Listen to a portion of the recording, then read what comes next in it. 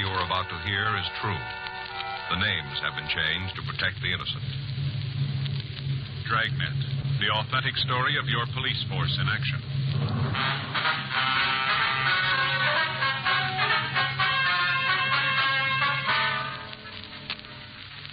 You're a detective sergeant. You're assigned to homicide detail. An elderly woman in your city has disappeared. There's no lead to where she's gone or why she left. Your job? Find her. It was Wednesday, July 14th. It was hot in Los Angeles. We were working the day watch out of homicide detail. My partner's Frank Smith. The boss is Captain Lorman. My name's Friday. We were on our way out from the office, and it was 9:47 a.m. when we got to 654 Kenmore Avenue. Yes? Miss Crocker? It's Miss Crocker, but I'm her. Police officers. Oh, yeah, come in. Thank you. It's my partner, Frank Smith. My name's Friday. Oh, how you doing, ma'am? Just sit down there on the couch. Move that Afghan. I was laying down when you got here. Terrible thing. I just know it. Yes, ma'am. If you tell us about it, please. You just bet I will. First off, can I get you something? Maybe a cup of coffee, a little piece of cinnamon toast? No, thank you, ma'am. Okay. If you change your mind, you just let me know. Yes, we will. Now, if you just tell us about Miss Gillespie, please.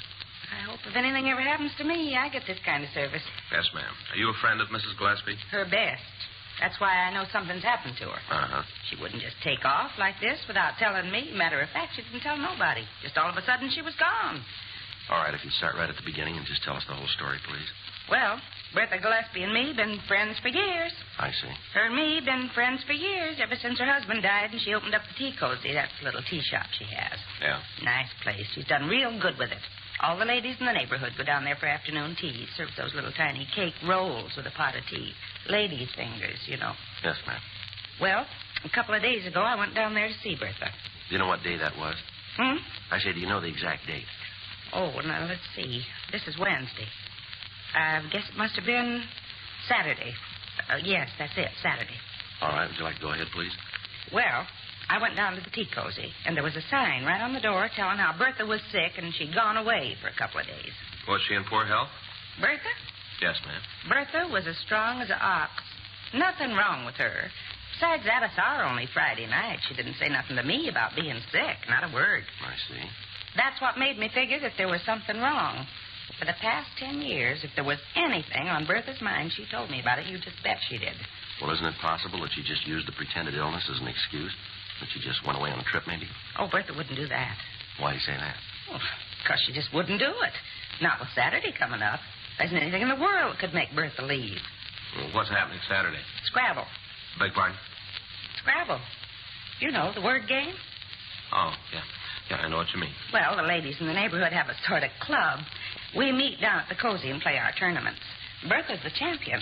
Hasn't been anybody that can beat her real good. You know, not regular. Yes, ma'am.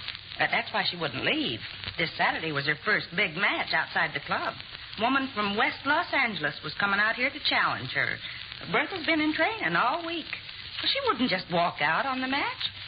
I'm telling you, officers, there's something wrong. Well, has Mrs. Gillespie any relatives here in Los Angeles? No. No, she's got some people back east. Mississippi, I think. Possible that she might have left to go see them? I told you. Not with the big match coming on. Ain't nothing in the world that could keep Bertha from playing in that. Nothing, and you believe it. Yes, ma'am. Does she have any men friends? Oh, you mean romantic? Yes.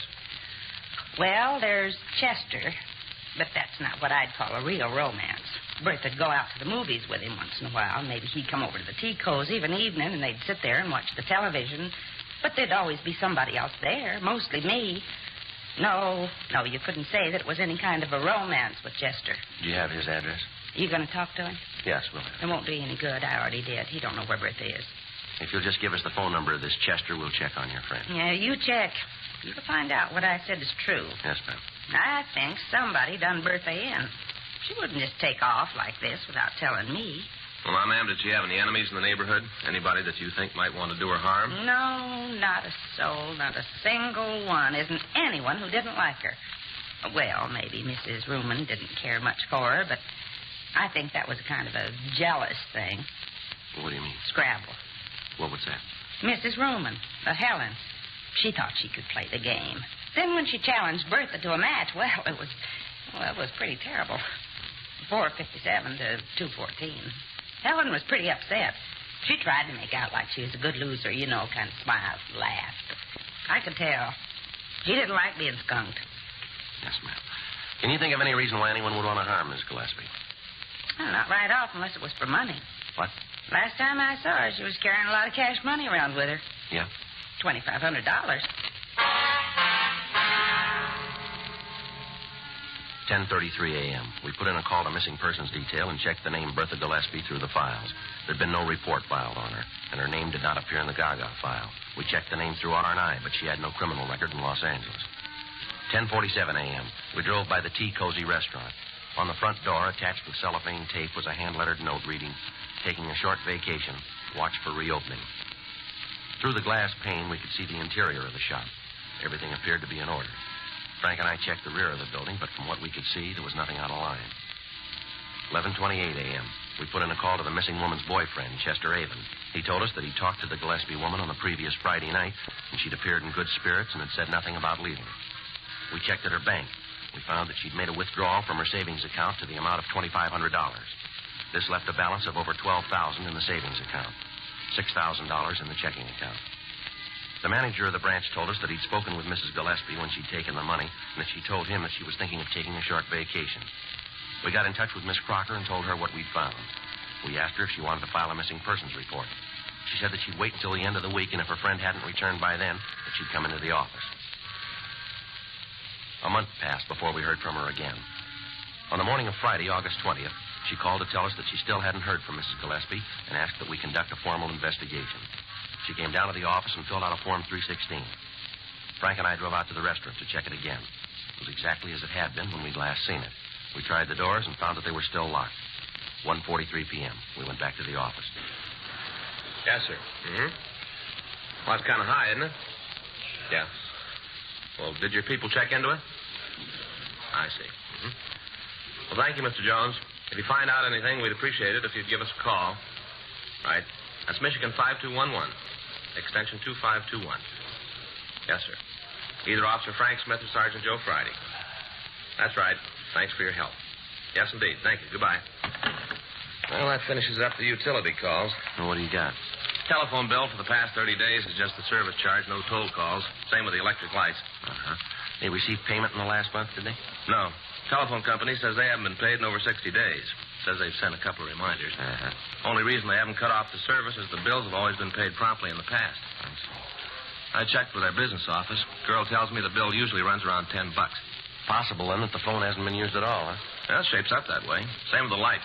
The one thing doesn't match. Yeah, what's that? The water bill. I checked with them. Normal bill's about $4 for the place. Yeah. The last 60 days, it's been $79. It's a lot of water, isn't it? Yeah.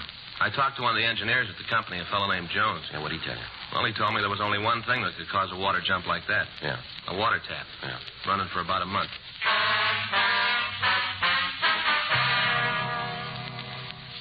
2:06 p.m. We called the bank where Mrs. Gillespie had her accounts.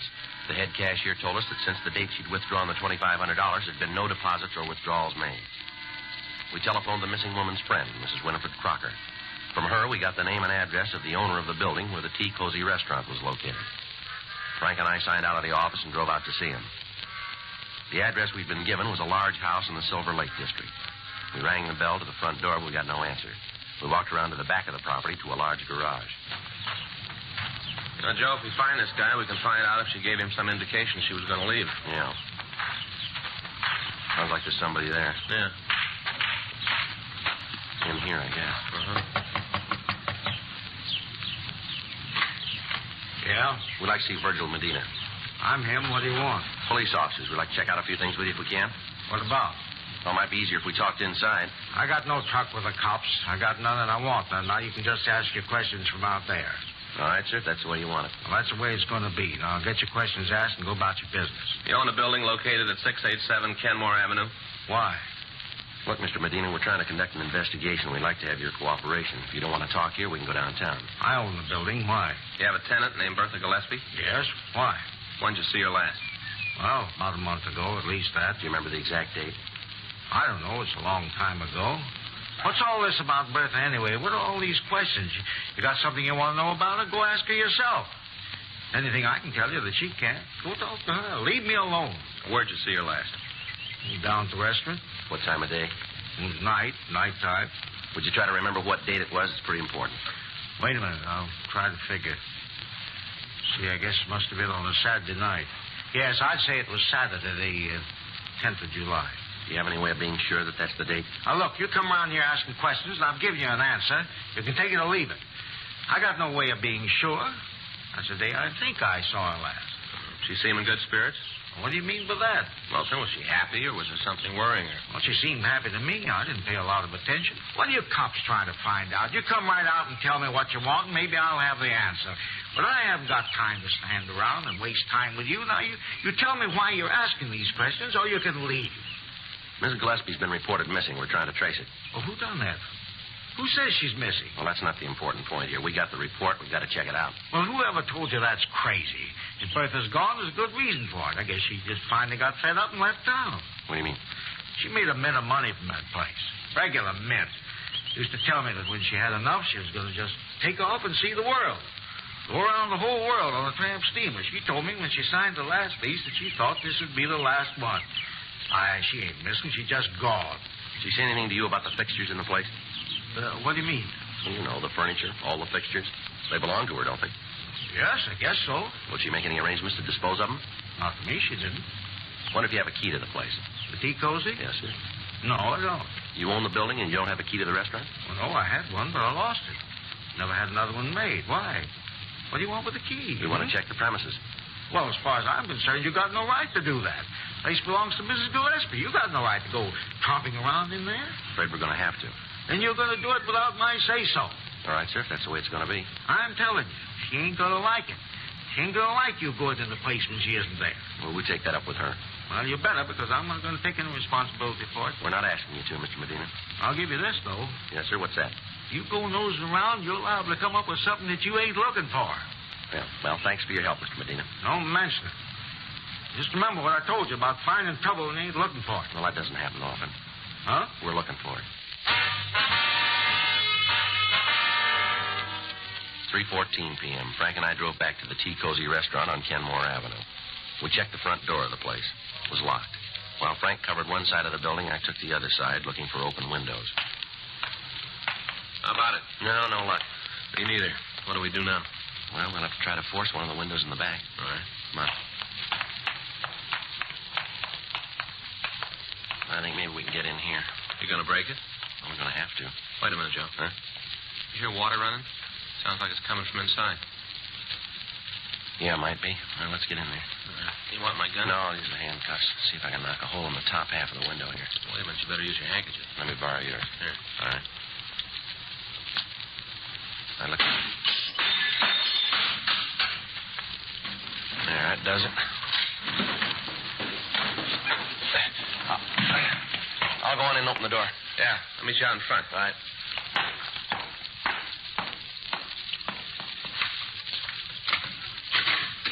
Frank? Yeah, here. Come on in. See anything? No, I haven't looked yet. Well, this must be the living room. Yeah. Everything looks okay here. A little dusty. Yeah. Water's running someplace. Wait a minute. Sure. Sounds like it's come from over there. Yeah. Better turn it off. Yeah. Better call the crime lab, huh? Yeah. Kind of a rough one, isn't it? Yeah. Looks like she put up quite a fight. Bloodstains all over the place. Yeah. Look here. Huh? I guess this is what killed her. Yeah. Butcher knife.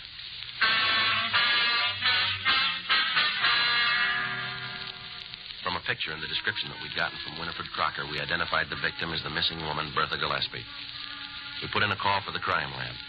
Lee Jones and his crew came out and went over the place. The rest of the restaurant seemed to be in order. There was no sign of a struggle of any kind except in the bathroom where the body had been found.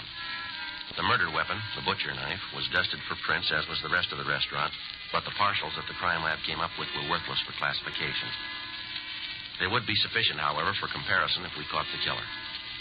A search of the personal effects of the dead woman revealed no further information to aid us in apprehending her killer. The $2,500 that she was known to have had when she was last seen was missing. 6:21, the men from the crime lab finished their investigation on the scene, and the coroner's office was called. They came out and removed the body. They also locked the door and affixed the coroner's seal. 6:45 p.m. Frank and I got back to our car to go down to the office. Now, let's go, Frank. Yeah. Hey, wait a minute. Hold it, Frank. Huh? That's a little kid. You guys the cops? Yeah, son, what's the matter? A lot of excitement around here, huh? Yeah, that's right. Something we can do for you? No, I figured maybe there's something I can do for you. What do you mean? You know who did the murder yet? Well, why do you say it was a murder, son? I know who did it.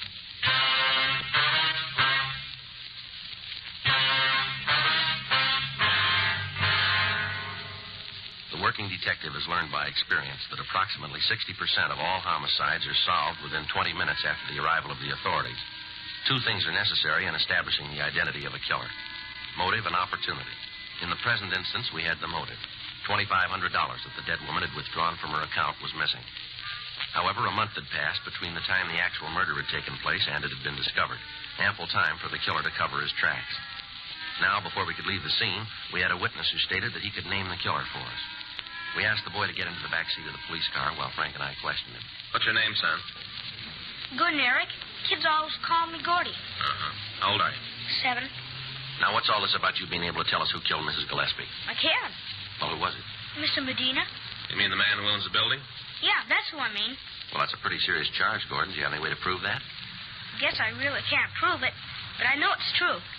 Well, how do you know? I just know, that's all. I seen him there. I just seen him going in and out. Well, when was this? 3 weeks ago. Maybe a month. But he used to go in and out all the time. Argue with Mrs. Gillespie. What do you mean by argument? Loud. Mr. Medina screamed at Mrs. Gillespie. Will you ever hear any of these arguments, son? Sure. My mother's a friend of Mr. Gillespie. We just live a couple blocks away on Dewey Street. I play over here all the time. I've heard Mr. Medina yell at her. What'd they argue about, son? Mostly about a lease or something. Seems like Mr. Medina wants Mrs. Gillespie to move out. She didn't want him. Made him pretty sore.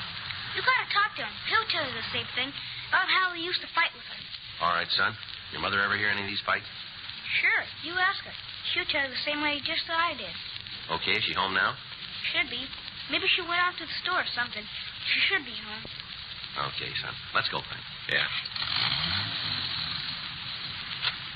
Guess this is about the most excitement we've had for a long time. Yeah. Poor old Mrs. Gillespie. Sure a nice old lady. Real nice. Mm-hmm.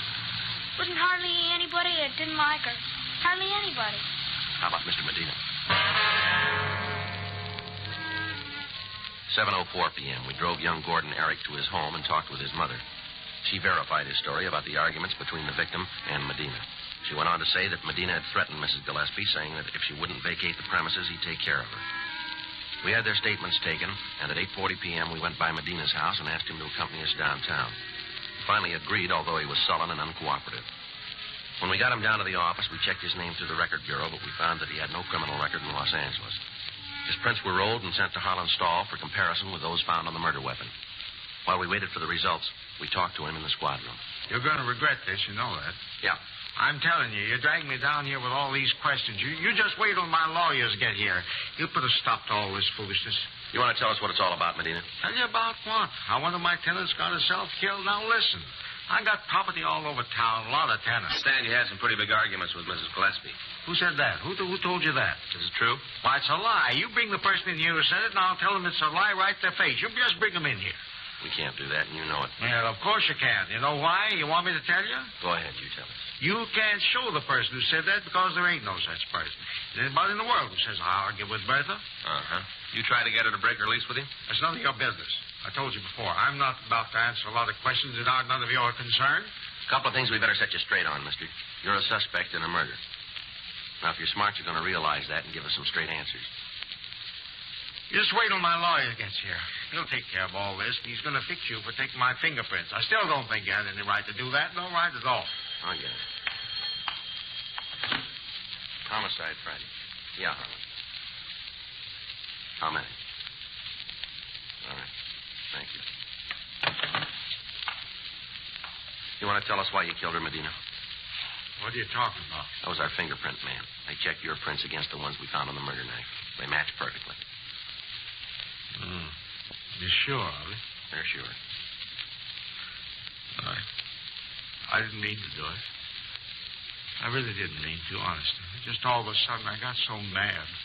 I was standing there smiling. You should have known it. She had a way of smiling at you, and you knew that there wasn't anything that you could do. You just stand there smiling. I didn't mean to kill her, though. You got to believe that I didn't mean to kill her. Want to tell us how it happened? Have you got a cigarette? Yeah. Here you go. Thanks. Here's a match.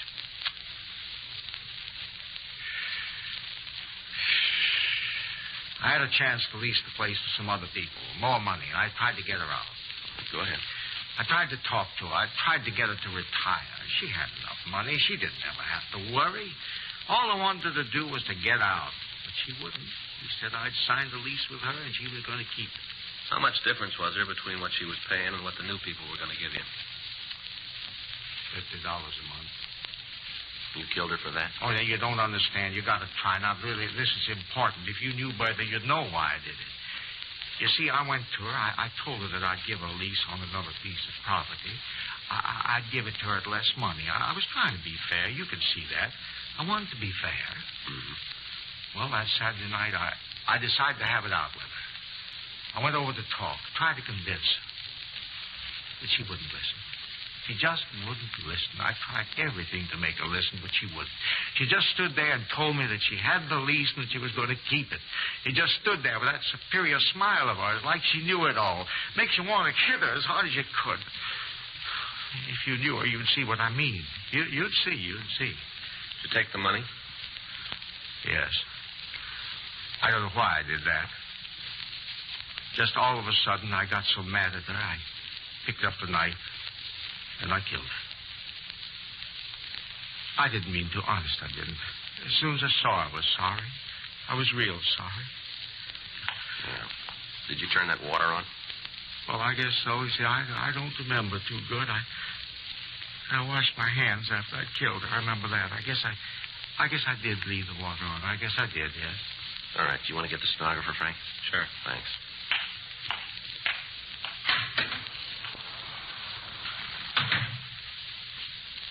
You'd seen the way she thought she was so much better than anybody else, you'd know.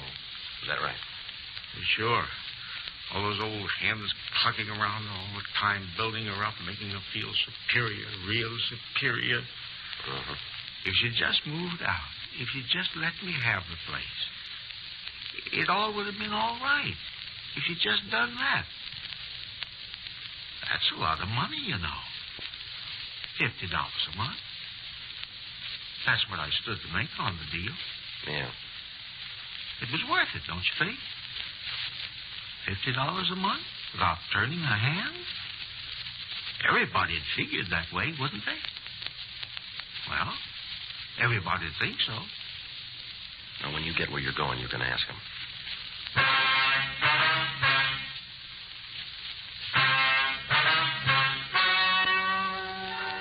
The story you have just heard is true.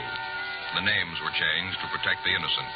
On November 10th, trial was held in Department 97, Superior Court of the State of California, in and for the County of Los Angeles.